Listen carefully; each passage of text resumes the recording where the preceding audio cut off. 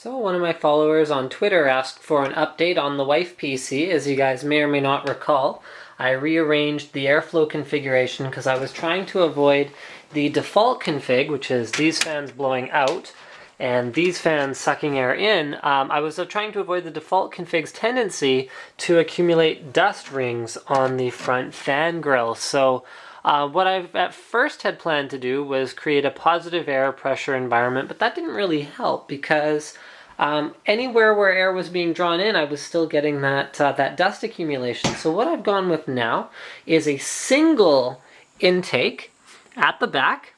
So that is running off of the CPU fan header with a voltage reducer in line so that it's running nice and quiet and nice and slow. Actually, the sound you hear right now isn't the fan, but actually it's the coil whine from the GPU because I have Furmark as well as Prime 95 running right now so that you guys can see what the temperatures are like. The fact that it's off the ground also helps a fair bit in terms of accumulating dust inside. So it's, yeah, far less likely, far less liable to do that. So let's go ahead and open it up. I'm going to show you guys what the guts are looking like these days. So I did end up changing the motherboard. Oops, there goes the Wi-Fi antenna. Well, whatever.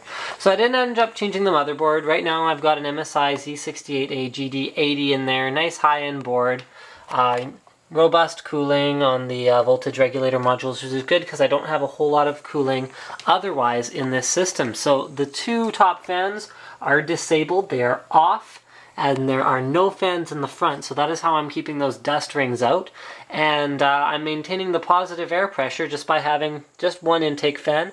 And it might be positive, it might actually be more neutral because this is also an exhaust. So this is pulling heat away from the GPU, which is running quite toasty, but that's to be expected. It is running Furmark, which also has a single 120mm fan running on the aftermarket cooler that is on there. So that is pretty much it. There's nothing really in the front of the case that needs to be cooled. All we've got is one SSD in here. There are no hard drives. This system relies 100% on network storage for its mass storage.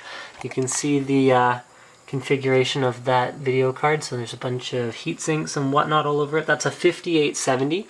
It does still have a, what is in there?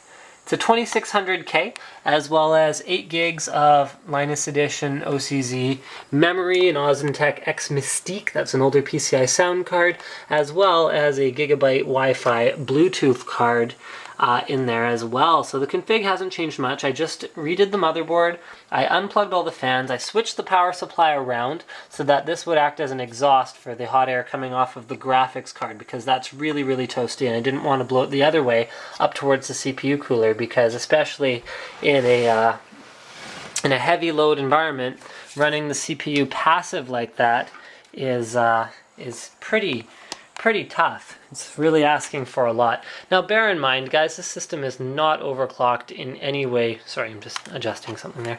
I want to close this up here before I show you guys anymore. Hold on, I'm just going to let the camera hang for a bit. I apologize if this is like motion sickness inducing because there's just nothing else I can really do with it right now. Okay, there. Case is closed up because I want to show you guys closed side panel temperatures when I show you the Prime 95 Furmark temps that are going on in here. So again, the system's not very loud. That coil whine you hear is from the graphics card. It'll turn off when we turn off Furmark. Furmark really does a number on graphics cards. And I've found, especially the last few generations, AMD cards, well, they whine a little bit. Alright, here we go.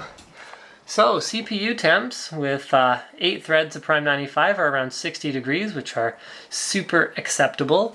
And Furmark's been running for the last little bit here, and it looks like we're going to peak around that sort of 76 to 77, down to 76. Oh, look at that, good timing. We just hit the peak right around the time that we stopped filming here, and I stopped talking about it. So you can see now it's really balanced itself out a fair bit.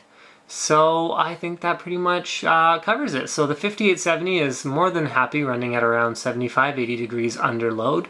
And if we go ahead and turn all of this stuff off, so if we stop our torture test, Put that away, turn off firm arc. You're going to see that idle temperatures are very, very good as well. So, like I said, wouldn't recommend overclocking like this, but if you have a case that is well ventilated in terms of just allowing passive airflow to go through it, you know, heat does tend to rise a little bit, you can get away with very few fans. So there's only a few fans. Okay, here.